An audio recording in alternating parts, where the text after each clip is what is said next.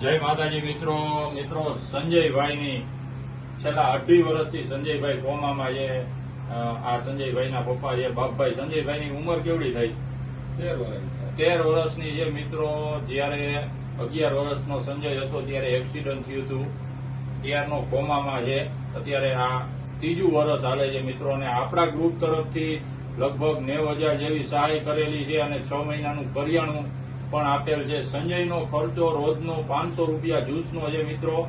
ખાલી ગળેથી જ જ્યુસ લઈ શકે છે. અને એના પપ્પાને એ બધા એમપી બાજુના છે, દાહોદ ગોધરા બાજુના. કાળી મજૂરી કરે છે.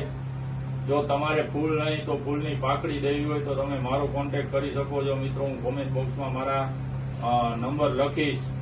અને આ એક સહાય એક આવેલી છે રામ ભરોસે, મારા મિત્ર જ છે પણ એને નામ દેવાની ના પાડી છે. પણ જેને પણ સહાય કરી છે, માં જગદંબા એમને ખૂબ લાંબુ આયુષ્ય આપે અને એમના ઘરમાં સુખ શાંતિ અને સમૃદ્ધિ હંમેશા રહે એવી માં જગદંબાને પ્રાર્થના કરી. ઈ આ ભાઈ તરફથી 5,000 રૂપિયા આવેલા છે. આપણે સંજયના પપ્પાને દઈ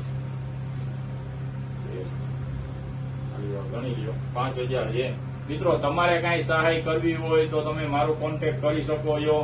સંજયભાઈ છેલ્લા 2.5 વર્ષથી કોમામાં છે. જયારે એમની ઉંમર 11 વર્ષની હતી ત્યારે એક્સિડન્ટ થયું હતું.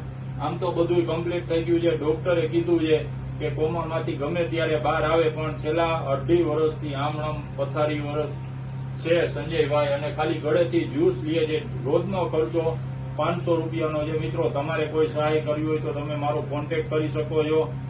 એમના મા બાપ ભાઈ બહેન બધાય કડિયા કામે કાળી મજૂરી કરવા જાય છે.